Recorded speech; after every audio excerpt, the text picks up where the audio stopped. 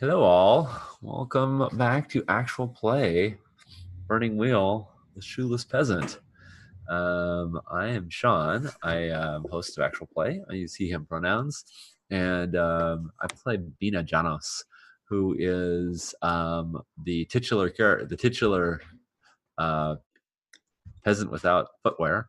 And she's been traveling through the lands trying to stop this war from happening, which she is in zero position to do. But this is a burning wheel game, so you fight for your beliefs, and we're gonna see if she can do it anyway. Yeah, Yeah, I'm real excited about it. How about you, Judd? I'm good. My name's Judd. He, him pronouns. And yeah, this whole thing started because I posted a Twitter thread with Burning Wheel ideas, and Sean jumped on this one and ran with it, and so Bina was born. And the concept was a shoeless peasant in between a bunch of warring factions that they can't control, and that was the situation we started with, and I didn't know where Sean was going to go with that. And through him making a character, we kind of built a world around it. Yeah, it And has here, been. and It's here been. we are. Yeah, it's been really fun to see what a character that is not a martial character or even a traditionally competent character within the sort of fantasy milieu, right? Mm. Like she's not a wizard. She's not. She doesn't. She's not like a face. She's not. I mean, she is good at talking through things. That's her only skill. Soothing platitudes is pretty much it. So, but yeah, I've very much enjoyed just playing like a regular person rather than this fantasy uh the fantasy tropes that we normally do, which I also love. But this has been cool. Yeah, So let's and I see. feel like the tropes have been around. It's just been from a different angle, Yeah, which other has been kind of people cool. fulfill those tropes. I've definitely Right, seen right. these ethereal elves and these grumbling dwarves, um, and they all look very confident and dangerous and whatnot. And then there's Bina, who's like, nope, I'm none of those things. Oh, hey, and we have a cool new map that Judd made. I'll throw up for funsies. Yeah, Nice. yeah. So Judd's got a map. We started in Karakagi, which is the very center of the things. It was that was um, the fort that Bina had been captured by, and then essentially grew up in and had family in. And she's headed north. She's heading north right now to try and get the dwarves to listen to her, and not fight this war. And she actually has some information too, which I'm excited about. And that's relevant because I need to write my beliefs. Cool. And the map was made with Wonder Draft, which is a cool program that I bought for really, I think it was like $20. I mean, it was pretty reasonable as map making programs go, and it allowed me to make that fun thing. Uh, and yeah, I kind of had a vague idea of what the political situation was going to be, and then I knew I wanted the roads to look kind of like the five spokes in the burning wheel, and then I threw in some rivers, and of course the elves have to be in the city all the way to the west, and then so maybe the humans will be in the east, and the dwarves will be in the north, and blah blah blah blah, and onward and upward. And Karakage was right in the middle, which is where we started, which makes it easy. It was fun, Go out from there. Yeah. and then just kind of build out from there. So it's been kind of interesting to play with that. And then once we played for a while, I had a really ugly map in my journal that I'll have to share it. So I'll have to take a picture of it, scan it, and share it at some point. And Yeah. from that ugliness, I made this thing, which is kind of cool. It's neat. Yeah. Yeah. Yeah. Someday when we're deep in this, sharing the artifacts of this game will be a treasure. I mean, they'll Yeah, still be a treasure now, but it's they'll just be. fun. It's fun to make. I think that's a yeah. if you're GMing and you're doing something and it's fun, then it's good. Things are good. If you're doing it and you're like, oh, I put so much labor into this game, why am I not appreciated? Then something is very wrong. Yeah, I agree. I am a huge fan of making maps, but I'm mostly a fan of making maps for my own enjoyment. Yes. I really dislike it when it's like, okay, now I've got to get this right for the next game. But then again, I don't really play any games with tactical maps in them. So everything is just like, I'm just sharing a little bit of mind share. This is what I'm interested in. Yeah, yeah. So I am going to, Jay says that he uses Wonder Map as well. Awesome. Hey, Jay. So I've got to make some beliefs. Let's pop. I don't know how readable, how legible they are, but we'll pop them up. Okay. Let's see. So the first belief is definitely standing. The Elves' Wrath is unparalleled. I will learn to sing, so I do not earn it again. I'm just going to keep working on that one. The Soldier's Lament is more than a sad song. I will find someone who can lead me to the Dwarven leaders. I've definitely I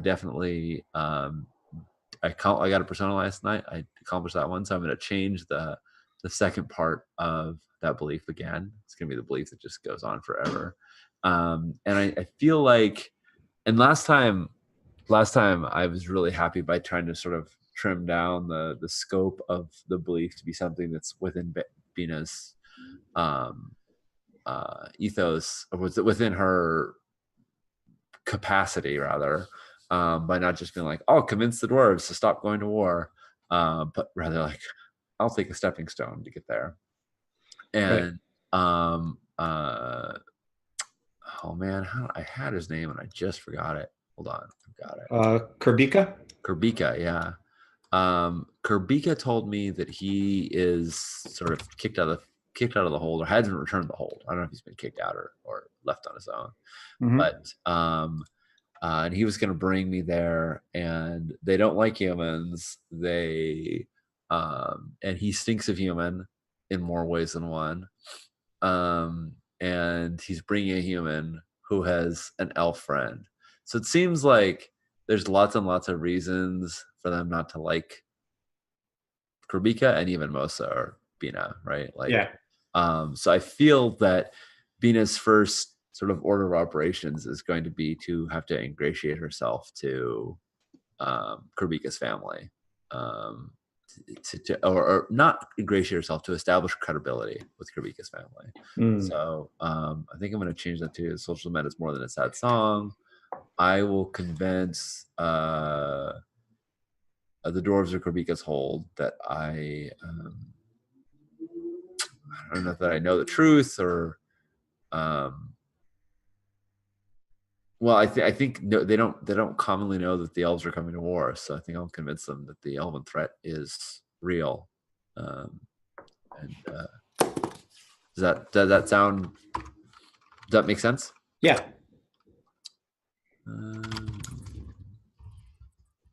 What's his hold? What's the name of his hold? Did he say? It's Wheelholt.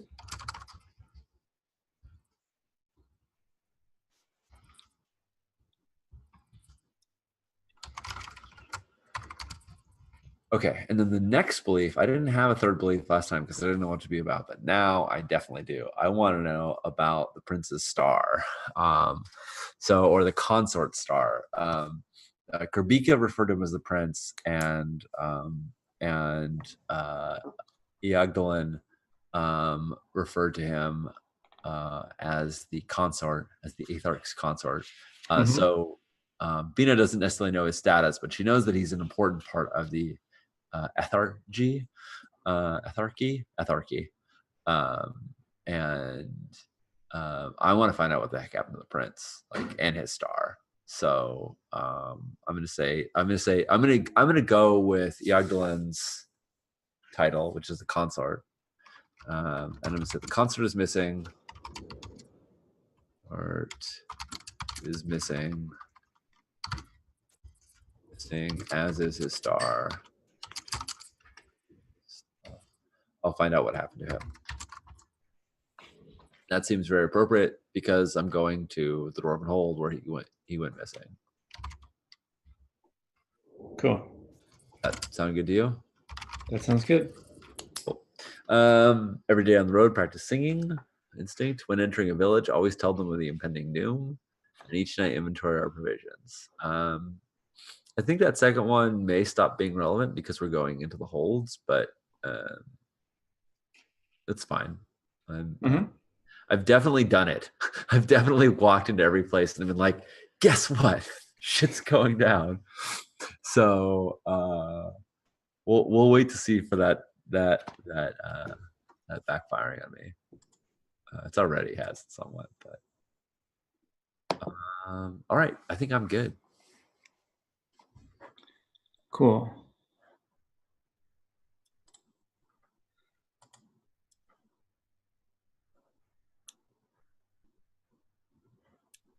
Cool. All right. You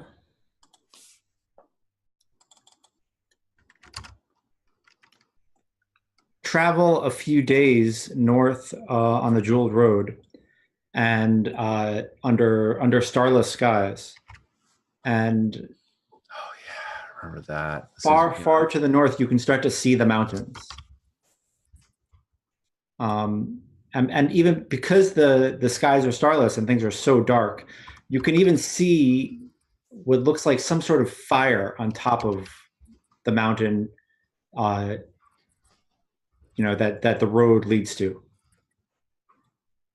The Jeweled Road leads to.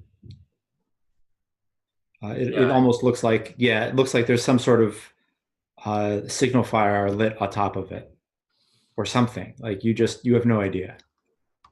Yeah, I think we've sort of taken turns with Corbika.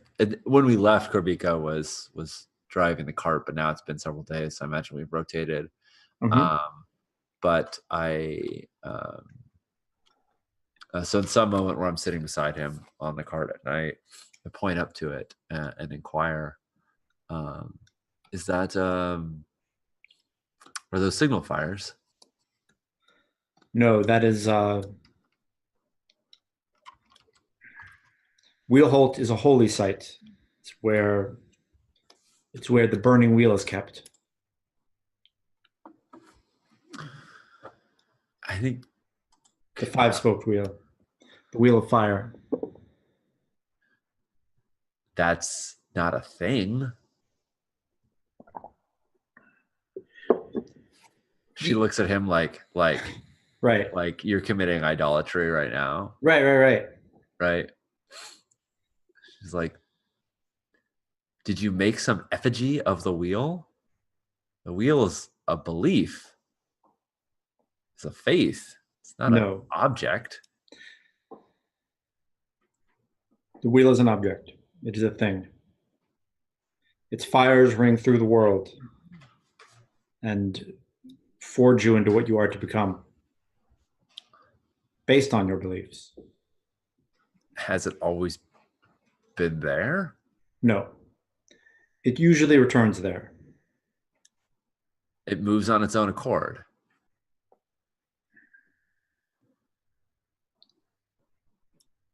Eventually, there might be a wizard who is strong enough to hold it. And they will come and claim it. If you can walk out with the burning wheel, then you can walk out with the burning wheel. No one owns it. We merely hold it. And I think she, like many times we've seen Bina on the pulse from her sack, her daughter's toy wheel, and thumbs it, her sort of dirty and callous thumbs. She rubs it, she squeezes it and rubs it, and just looks thoughtfully at the wheel, which she always thought of was just a depiction of an idea, like the way the five tenets are personified, and that the wheel is this concept, and the idea that it's a physical thing is, I think, just a little overwhelming. It's a little like finding out like the Ark of the Covenant or something like that, was like Yeah. real, you know. Um, Yep. so, um, so yeah, she says, "Have you?" There's pauses for a while and says, "Did you grow up? How long has it been there? Has it been there all during your life?" Yes. The Archmage died 130 years ago.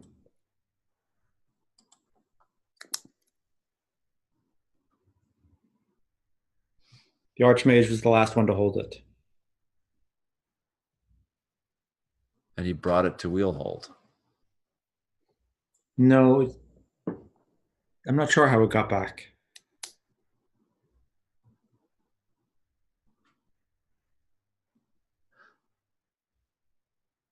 How often does a stray wizard come to your lands and try to take possession of it? Once a decade at least.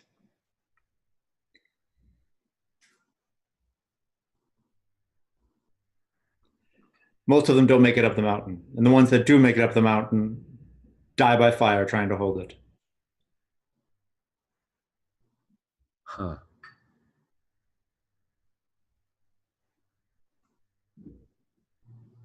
I met a wizard on the way up here. I wondered what his occasion for traveling this far north was.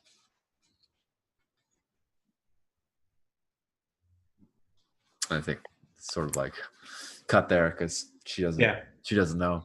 Yeah. And I think the next morning, as you all are breaking camp, you can see the line of dust being kicked up by the dwarven host moving south towards you.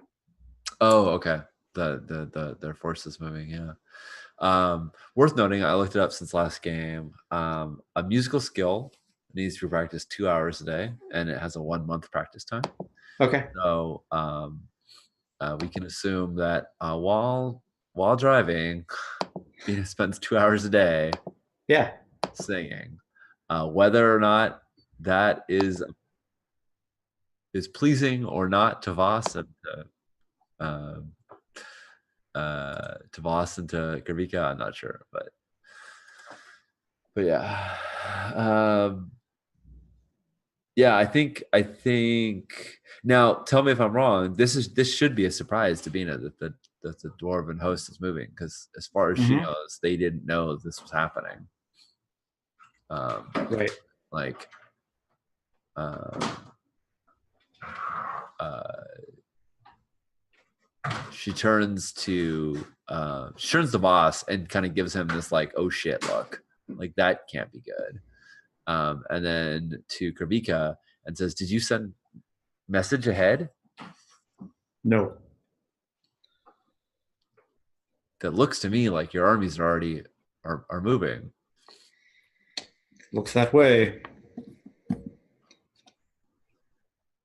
If they're already armed for war, it's going to be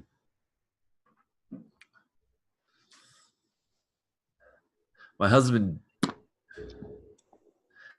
My lord was often much easier to convince of things when he hadn't already made up his mind one way or the other.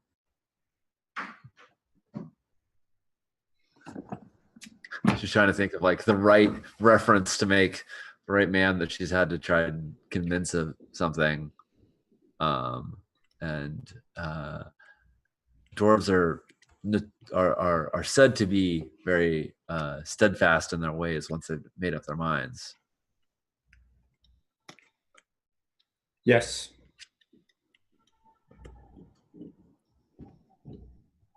Though, he like takes his pipe out of his mouth and kind of, in my experience, everyone's stubborn. And everyone thinks they have some kind of cultural cornerstone on stubbornness.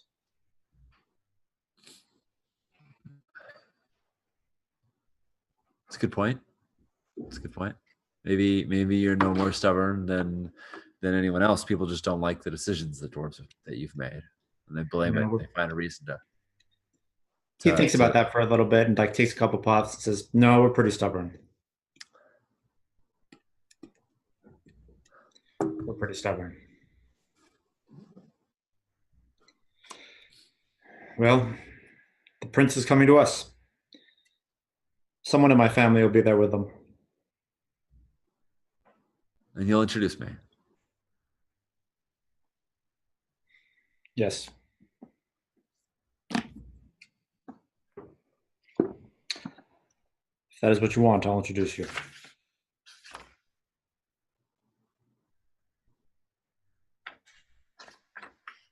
Tell me, have you traveled with the host before?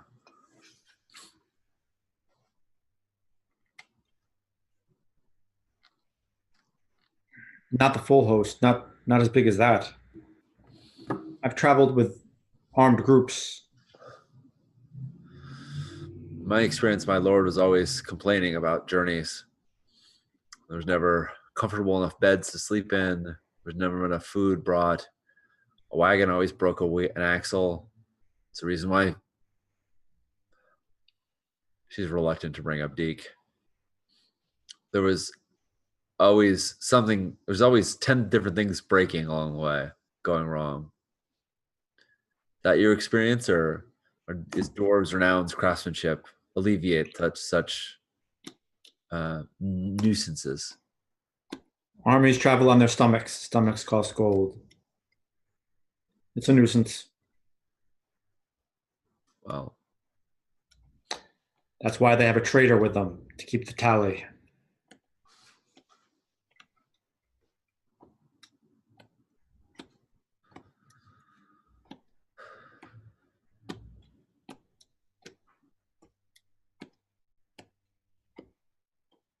She sort of looks between Kerbika and Voss, like trying to figure out if either of them have anything useful that is, that she imagines the dwarven host would care about enough to stop and pay attention. And the best that she could think of is like, I'm used to taking care of one part of one keep. Right. Right. Like I'm used to dealing with these sort of nuisances and these pains in the butts things that lords don't want to deal with. I have mind-numbing work, right? Like I can do that, but on the scale, like I don't know what the size of the dwarven host is, so we'll find out. Do you think do they normally travel? Do they normally stop at night? Yes. Well, then let's try and meet them at night. I don't want to get in their way when they're moving during the day. Very well.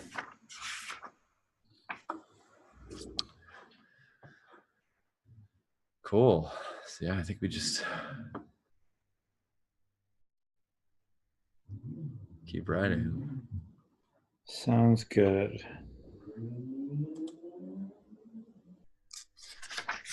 I'm just looking at like the dwarven host subsetting to see like what kind of soldiers they have.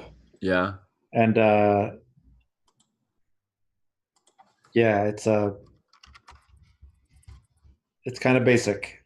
Foot soldier, arbalister, banner bearer, horn caller, axe bearer, graybeard, Kirigan, quartermaster, captain, artillerist, engineer, warden. I mean, that's fairly diverse. You're just saying it's not particularly dwarven, and it's very dwarven. It's just not. I don't know what. It's not. There aren't any scouts, right? Like there just aren't any. It's not real subtle. Right. How about? Yeah. There's a big old block of dwarves, and they're. Yeah. I mean, I think what you were saying with through Kerbika makes sense. That's why they have a trader to handle, not necessarily stealth or subtlety, but just dealing with commerce and right practical needs, that like things that aren't part of the host itself. Right. And that's probably where Bina is most likely to gravitate as well. Is she knows how to talk to soldiers. She's done it, but doesn't necessarily have any but understands people who who do work rather than do fight more. Right. So It's a pretty flat land up to the north, when it gets kind of hilly up to the mountains. So you're in kind of a flat bowl, and a few hours before nightfall, you run into your first dwarves. It's a group of engineers putting up a wooden tower. Really simple, just like a 2.5, 3-story wooden tower. They throw a bunch of soldiers up there with horns, and if they see anything, they blow the horn, and that gets back to the host. right. That's how they roll, and you get. There's probably a sense. There's probably like a dwarvish stone marker that maybe you wouldn't have noticed otherwise, and like this is where when they march south to take on the elves, this is where they set up the tower on the third day. You know what I mean? Like, Right. This marker's been here forever, but yeah, it would have just been covered in dust and yep, not noticed. And there's an old gray bearded dwarf with like a long, proud braid coming down the middle of his chest. And he says, and he sees you all and says,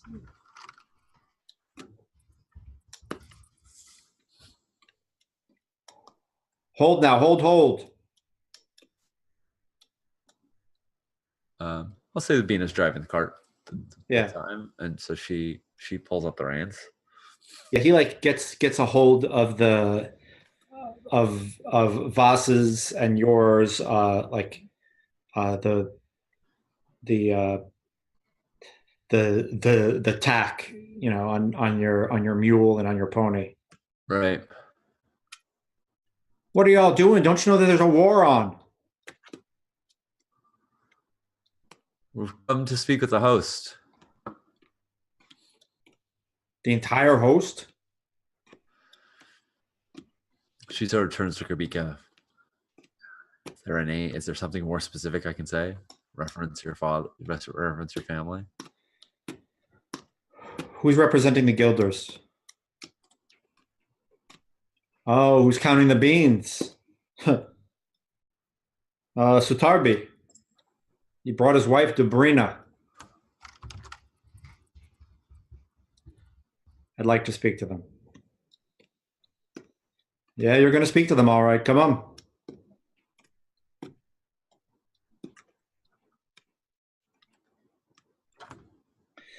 The old man gets on a goat and calls up to the tower and says,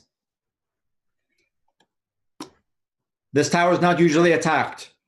You might get some rangers throw some arrows at you. That'll be about it. Keep awake. Don't shame your ancestors up there. You think you see something? Blow the damn horn, for goodness sake. If something's really wrong, send somebody down, get on a goat, and get to the host. Tell us what's going on. The rest of you, make a stand. We'll be here before long." Are we? How long? How many days have we been traveling since we left the Jewel Droid Inn? Oh man, my travel time stuff is such a mess. 5 days? 5 days? Yeah.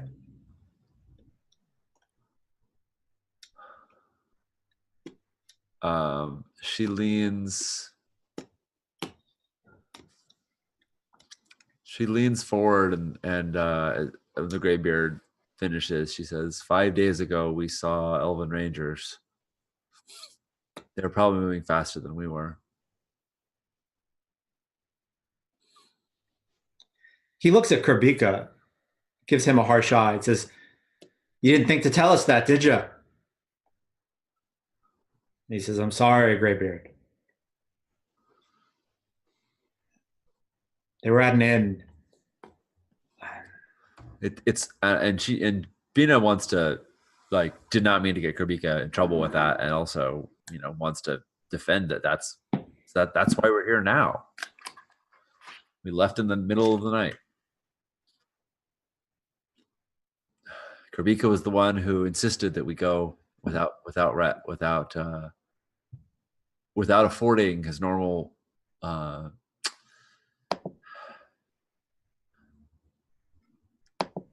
without affording the normal pleasantries of a good night's sleep.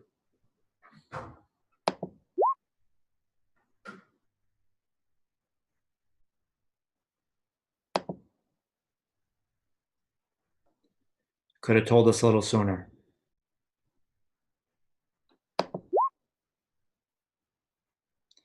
All right. We'll keep an eye out.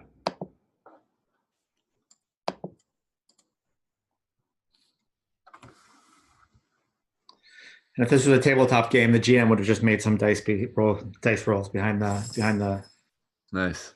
Behind the scenes. And just stroked my beard. Well, if the dwarves are making an observation roll against the elves stealthy, then I would love to cool. Make a perception. Give them an assist. Oh yeah, okay, I can do that. Or you can give them an assist. Do you want to give them a helping die? Yeah. Okay. I mean, I think I tell them, where they were coming from, and I'm not going to give real specific information about the who, what, this is Fel Nightingale, but just the sort of troop information. Gotcha.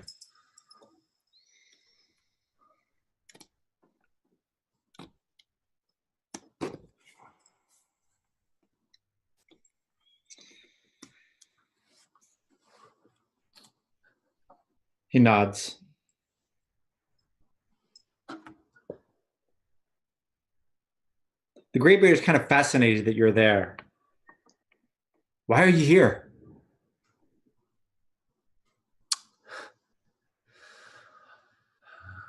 I wish to speak with the host. I think all of this is preventable. She looks to Karbika. When was the last time? Well, she knows this because she knows some stories. When was Karakagi destroyed last? Or does she know? Maybe she doesn't. Yeah, she would probably know. It's like 100 years. Yeah.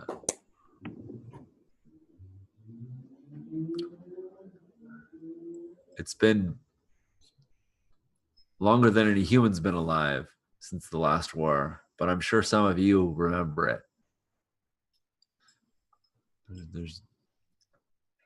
Actually, why don't we say 70 years? That way the old lady because I think we might have said the old lady who lived there remembers it. Okay. Sure. So let's just say 70 to be easy. Yeah, that sounds good. The last war is not so long ago that we don't remember, and that my home doesn't still bear scars from it. 7 years is too soon for too soon for the hosts to travel against each other. Oh, the humans are here to tell the host when it can travel and when it can't, then, are they? She looks around. She's like, do I look like a knight from the duchy? Does it seem like I'm carrying I speak for all humans? I just want to speak to the host and see if we can't find another way.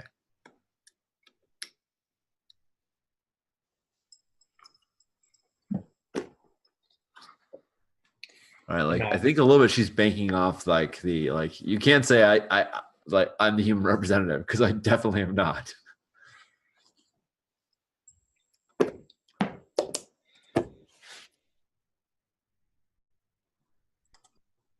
I'm Gray Usman.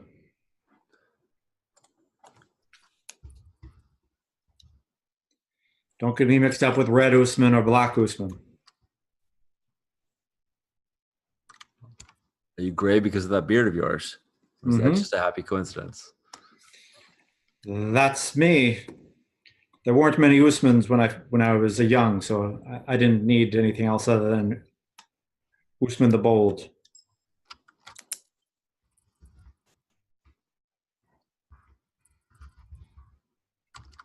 And are you still bold? I lost a rune in that word. Now I'm just old. Who are you? I'm Bina Janos. I'm from Karakagi. Or there are the parts that are around.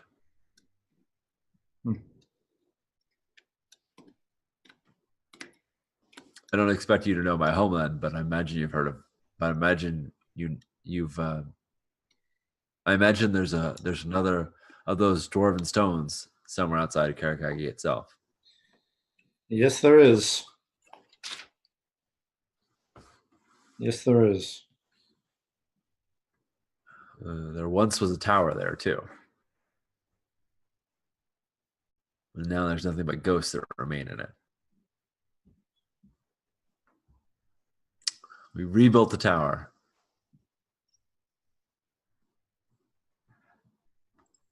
I very much hope we don't have to do it again.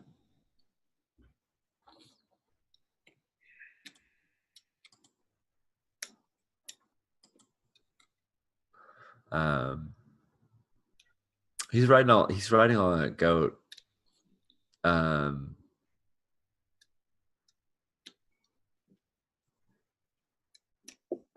Yeah, I think Bina will try and take in what like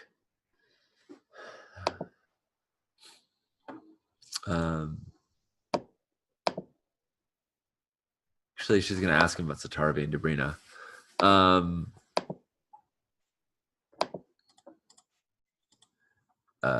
She turns to Gravika and says, do you know Satarvi and his wife Derbina? Yeah, they're my parents. Oh, that's it. Why didn't he just say your mother and father? Because he doesn't. I think he does this as like he's taking the goat like in a wide circle around you because you guys move really slow, and the goat's a little bit more sure-footed. Yeah. And he says, because he doesn't have a whole lot of respect for me. That's why.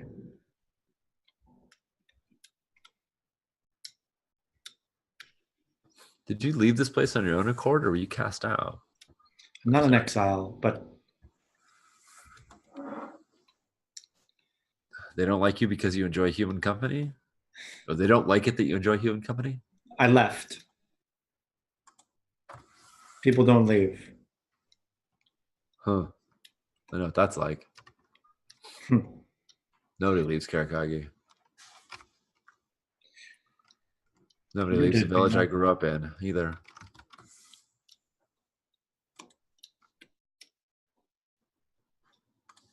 I know, I did. I did at the protest of many.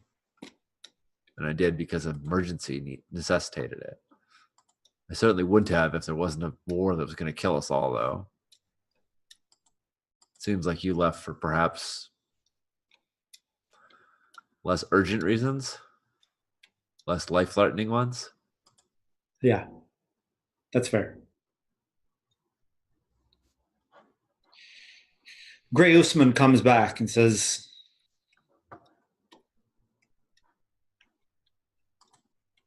who among you had the most talking with the elves?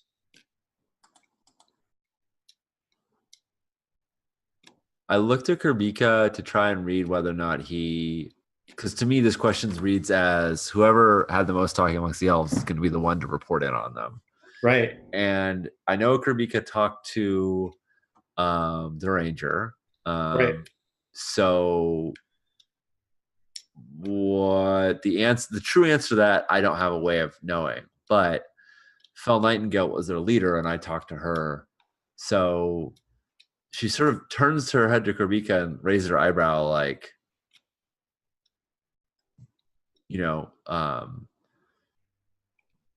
to see if what she doesn't want to do is get him in trouble again by having him like her be the first one to give information that he should be giving.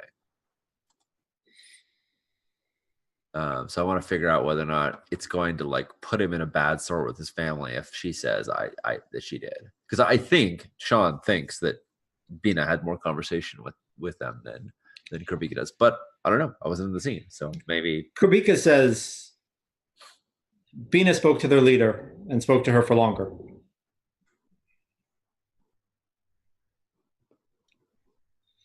He says, I'm going to have to ask that you come with me then when we get into camp. Grey Usman, what are your laws of hospitality? Are me and my partner Voss safe traveling in your lands, assuming we try to do you no harm, nor aid any who would? If you do us no harm and you don't show any aid to the elves, we'll be fine. I have your word on that. Kurbika looks up when you say that, and then like looks at Usman as if like, "Ooh, this is a big deal. What is he going to say?"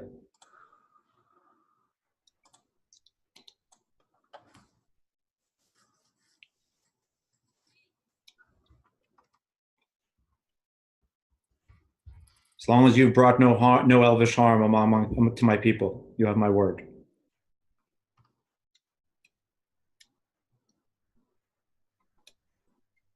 I'll tell you now then that I carry a.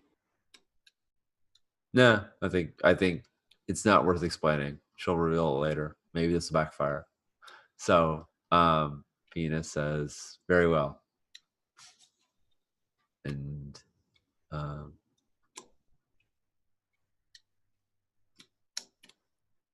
Cool. And I think like within the hour you get to the camp and it's expensive. Usman walks you through and puts some guards on your cart, and Voss kind of comes up to you, and I think he goes up to Voss and he says, "Is it all right if your wife comes with us to speak to the prince? And she's the one who talked to the elves." Voss says, "Wait, what? She's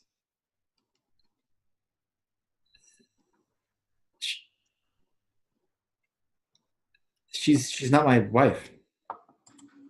Hmm? I don't usually get the read of things that wrong. You've read this one wrong. Allow me to speak to her before she goes. This one says, "All right." He says, "Bina, I don't know what I'm doing here. I don't know what you want me to do." let's just stay by my side when you can. I want you to watch out for trouble. You can do better than I can.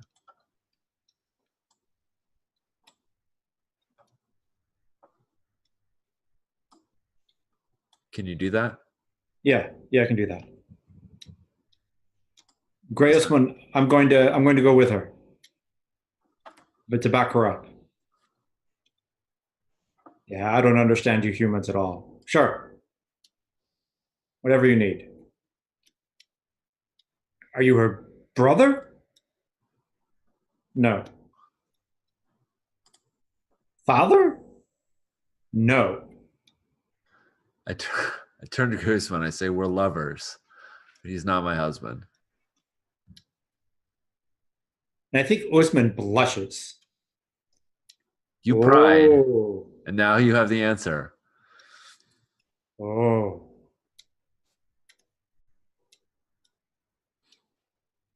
Yeah, I think Pina does like feel ashamed about her status with Voss, but like not that much. Like she's been willing to keep it on the DL when people it's easier just to say, sure, he's my husband, but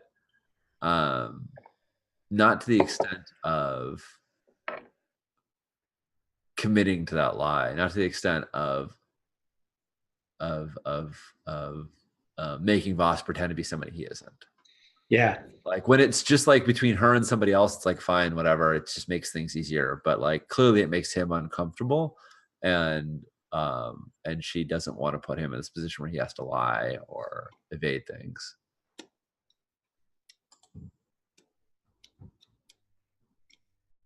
So yeah. So now he knows he can go gossip about it if he wants to, like an old maid. Right. He says, what was the name of the head ranger? Yagdalin. She's known as the Fell Nightingale. Yeah, the Fell Nightingale. I knew it. Called it. She was at the Jewel Rodin and had the chance to kill Kurbika and myself and all of us for that matter. And she didn't. She could have slit our throats in the night. Or in the daylight, for that matter.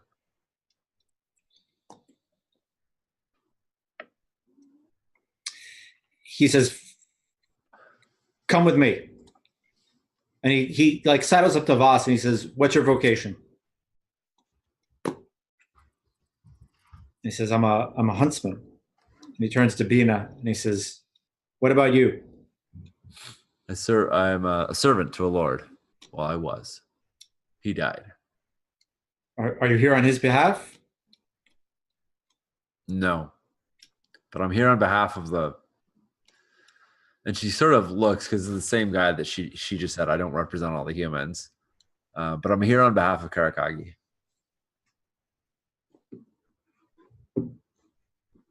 Did you have one of them elections? It was less that I stepped forward as that everyone else took a step back. Ah. When you go back home, you tell your men that they're beardless. You tell them that Grey Usman said so. If I make it back home, I surely will.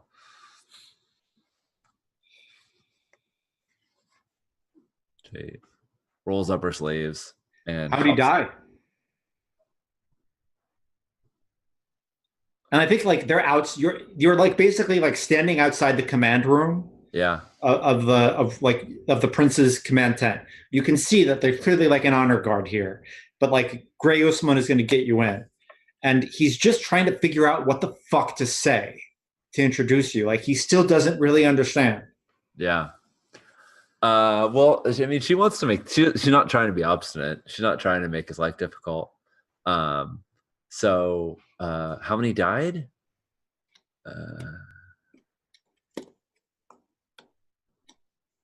Just my lord. It was disgusting. He didn't die in battle. But there were elves there. And they could have killed him as well.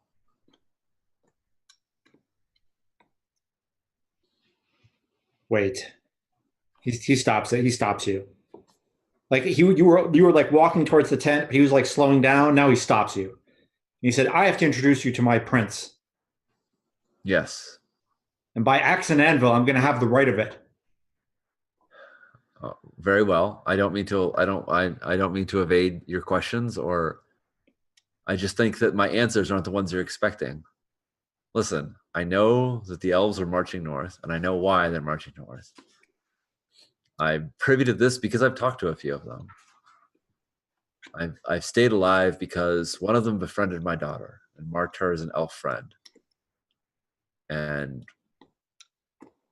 by extension, I suppose they've given me some leniency, but not that much leniency. One of them took my eye just for missing a note in a song. He spits. Those pointy-shoed rat fucks.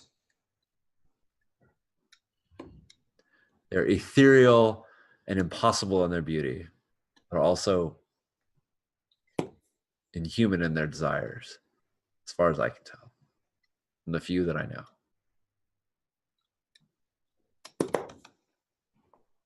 All right. Is that enough? I'll do my best. I'll do my very best. Listen. It's going to be loud in there.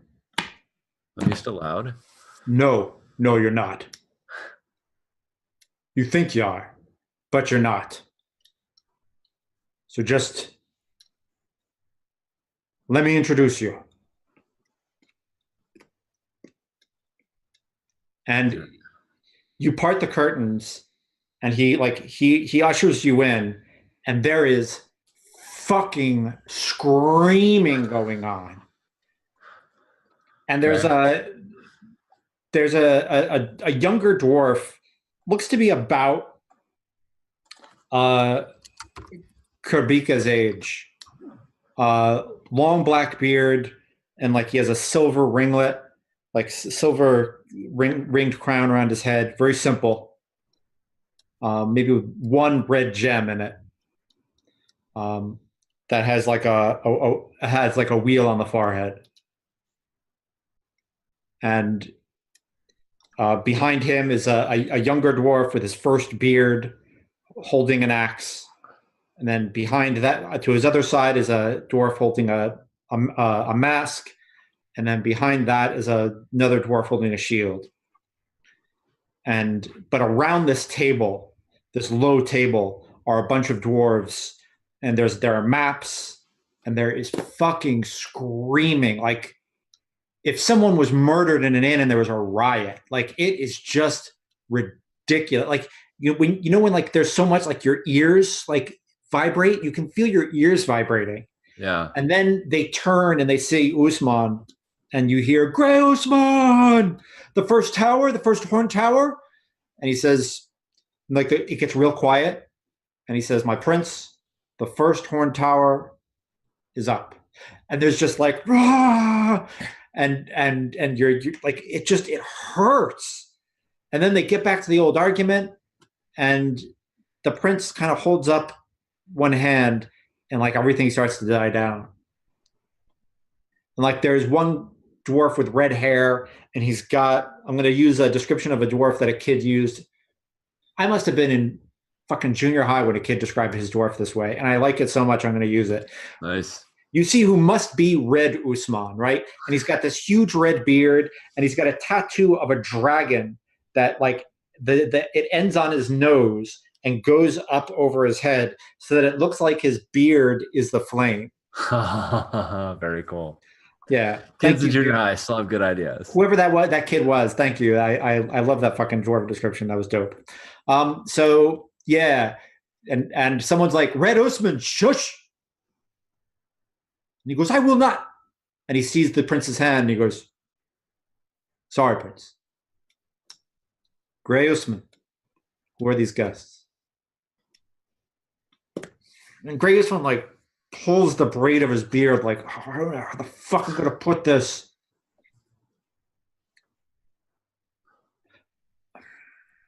I met some humans on the road right as we're done putting up the tower. They had a dwarven adventurer with them. It's a Tarby's boy. Anyway, they're from Karkagi. This woman. Anyway, she has a child of her own back in Karkagi. She wasn't elected, and she served the Lord there, but the Lord died. Apparently, the elves wanted to do him, but death came before the elves, so he died gray. Bad gray. And like people murmur. And it was up to her to clean up after it. And the elves, they asked her for a song, and she sang it wrong. So they plucked out her fucking eye. There's more murmuring. So she's got no reason to love them that I can see, unless they've cast some spell on her. There's more murmuring. And on their way north to us, they ran into another batch at the inn. Rangers. Who was leading them? Eeg Doolin was leading them. And like there's like people start like pushing on each other, and like bets change hands, and you see like Usman like goes around and like starts collecting some like literally like they were betting on who was going to lead the first Rangers up the road. Yeah. And that bet that stops, and the prince says, settle your bets later. This is serious. I think at this point, being like she didn't want to interrupt, but she also wants to make sure the prince is talking to her. So she says, "Yes, it was the Fell Nightingale. She was traveling with her son, training him on this expedition." They start murmuring. The Fell Nightingales had a child. It was her son, right? Or was it like a cousin? I love that you fucked it up. Cool. It was her nephew, but I like that you got it wrong. It's great. It's great. Cool. Roll with it. I think it's cool. I love it. Because that's how that's how things get totally fucked up in history. Like it's like, oh, the Phil Nightingale was there with like a younger guy, and that's her son, right? Yeah, that was her son, right? Of course. Yeah. Awesome. I love it. I think it's great. Perfect. All right. Well, matter of fact, it might have been her cousin. Like I don't even remember. Like it was either a nephew or a cousin. I can go back and listen. I think you're right. As soon as I said that, I was like, wait, I don't think that's right, but it's cool. Yeah. But it's like you can't go back and correct it because then you got to, who knows what. And Gray Osman says,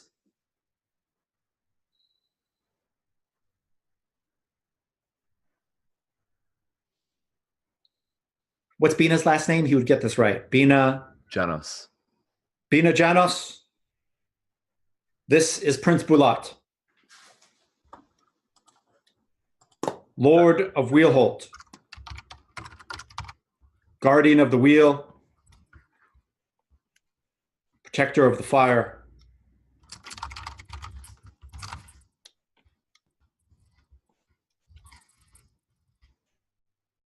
Student of the Archmage.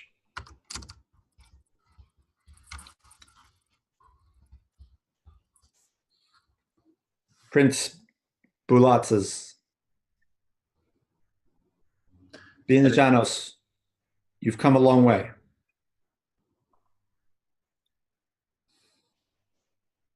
I never thought that I would speak with a prince, nor one of such great pedigree. I did not realize that there was, in fact, a true wheel to protect. And then she's going to very carefully remove the wheel from her rucksack with the side as the inscription facing her. She's not revealing these elvish runes to these dwarves. That'll come up soon enough, I'm sure. But she pulls it out that way and she says, I did not know the wheel had a protector until these past few days. And I thank you. Apart from all of this, I thank you for your service.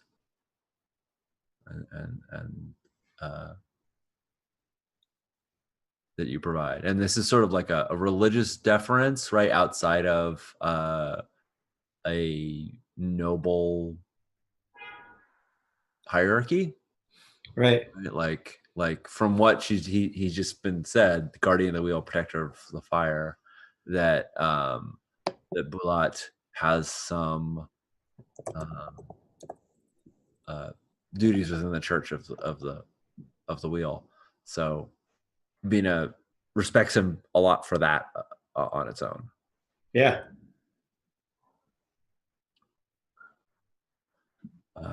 I have some information as well as some questions.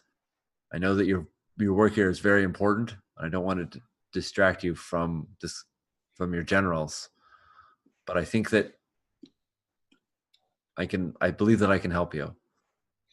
And I think like while you're talking, he's listening, but like Usman is like filling him in with a couple of other details, right? Yeah. Like you hear him like explain who Voss is and that you're not elected and you're not coming here on behalf of the Lord.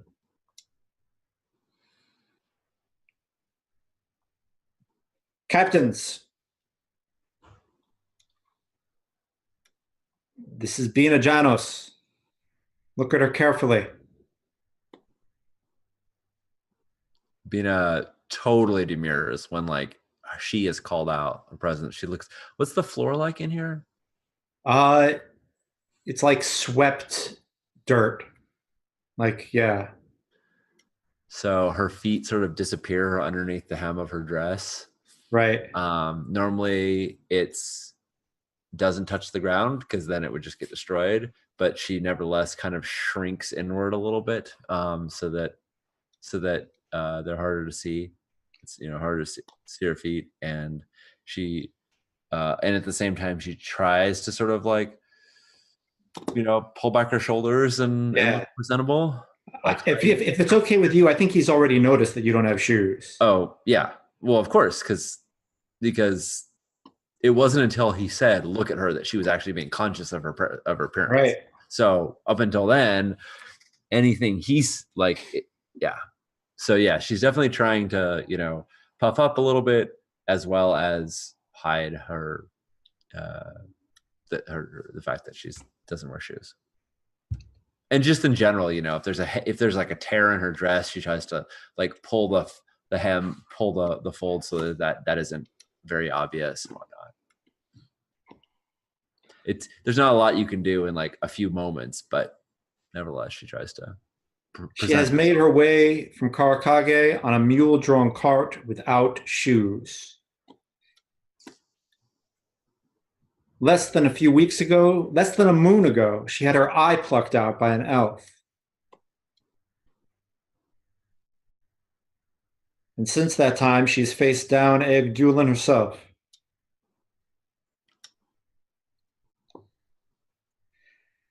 Next time one of your foot soldiers grouse, threaten to shave their beards and teach them Bina Janos' name. Ms. Janos, I'm going to put you in a guest tent under guard, just in case. Elves have been known to do trickery. I cannot have that. I'm going to ask that you bathe and prepare yourself for dinner. You will eat with myself, my head engineer, and my warden tonight. And can I share with you what I know and perhaps make inquiries of you as well during this dinner? Of course. Of course. She's used to any kind of formal dinners. Servants don't get to talk at all. Like even normal dinners, servants don't talk much. But like there's, with her lord, there was like a certain level of you could sort of talk. But like for her, this idea of having dinner, she still envisions herself as serving the dinner. Like that's her default notion. And in any kind of a formal official one, she wouldn't be able to say anything. So yeah. So to her, it's like, cool, make yourself presentable so you can serve me my meat.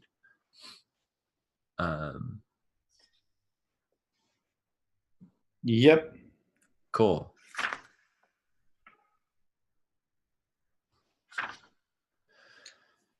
And you're kind of ushered in, you are given 4 guards. One of them is you're given 4 guards, and the leader of that pack of guards is Grey Usman.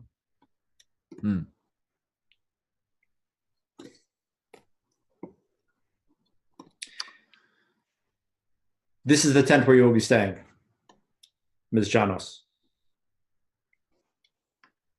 and Master Vas. Dinner will be in an hour. Be prepared. It is informal.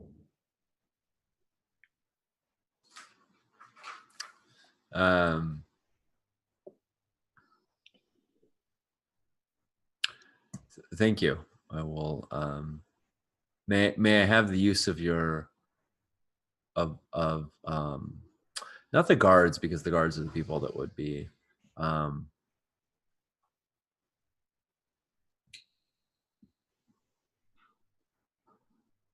yeah, she can't really like wash her clothes in an hour, so never mind.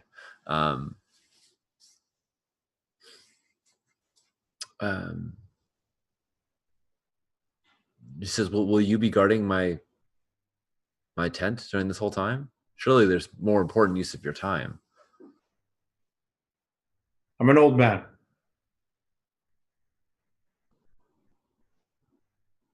Very well. And I brought you here. You're my responsibility.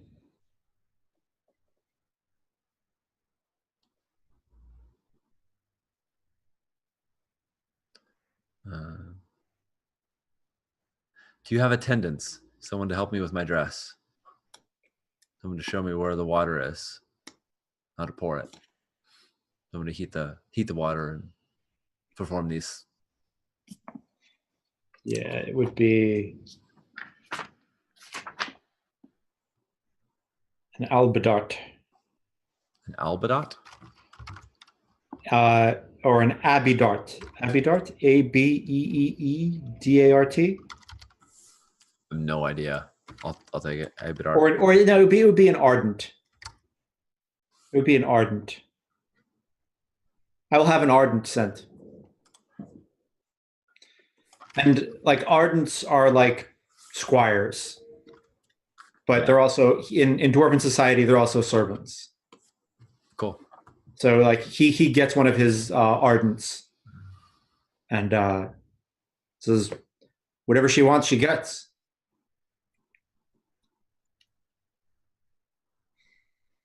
Yes, my lady. How can I help you?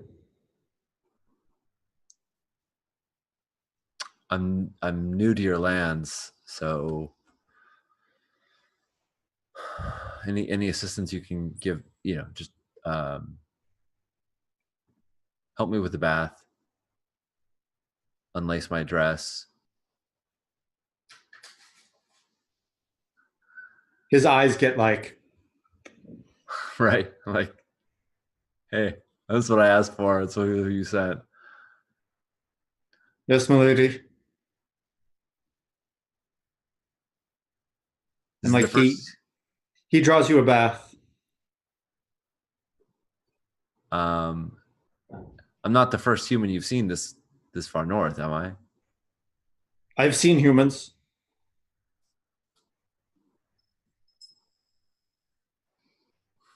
I suppose you'll tell me you've seen elves as well. No. No, the consort didn't make it this far north. Oh, I was out when the consort came. I imagine you had to do much more. There were many more baths to heat, and many more dinners to prepare. Yes, the Ardents were all talking about it when I got back. Were you? I assume that were you? Did you miss it because you were being punished or being relieved, or was it a punishment or a reward that you didn't have to attend? Grey Usman is the Ardent is who I serve as Ardent, and he in turn is on the council of the warden, and the warden was out checking on fortifications, and so I was out checking on fortifications. So I missed the entire Elvish thing, the catastrophe. And like he like is like he's heated your bath, and like now that you've given him something to think about, he can like talk about that rather than think about the fact that he's undressing you. Yeah. You sure you want me to just undo these laces? You want me to just cut them? I'd like to be able to put this dress back on when I'm done. We can get you more laces. These laces will do just fine. That third knot is sticks. That third knot is sticky. Just feel free to tug it hard. It'll come loose.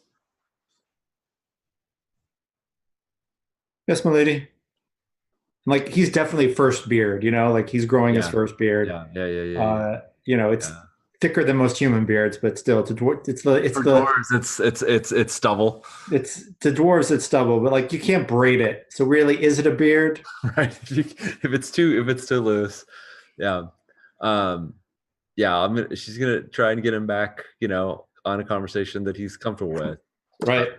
You weren't. The Prince Bulat must have been fiercely upset after the catastrophe. Yes. Perhaps if your warden had been there, it could have been prevented. I don't know.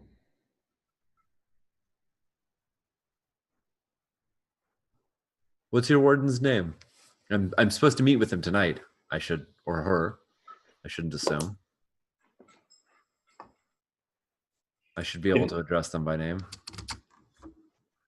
It is a he.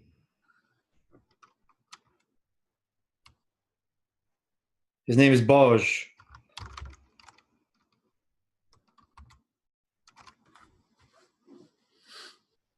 You don't think Boj would have, and your wardens, they protect your borders and keep your people safe. Yes. Yes, ma'am.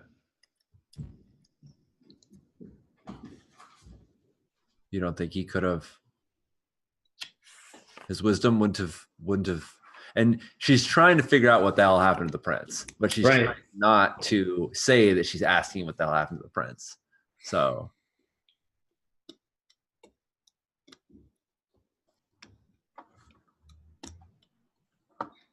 The warden doesn't tend to have very much to do with the gift giving or the gift exchange.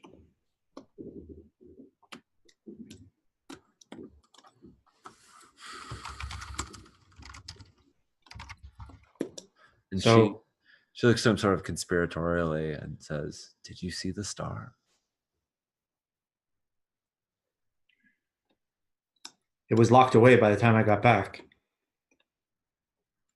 I imagine such a treasure would be.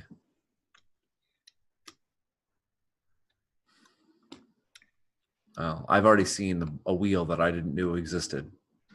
I've seen plenty enough.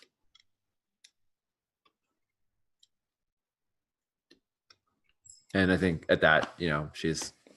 If you need me, I will be outside. Just yell for Daka. Thank you, Daka. Do you want to take a break and then we'll have the meeting, have the dinner? Sounds good. Awesome. Sounds good. All right, all. Thanks for hanging out with us. Let's go see if Bina can. I don't know. Convince Prince Bulat to give back the star. Should be no problem. No worries. No worries. All right. We'll see you all in a sec.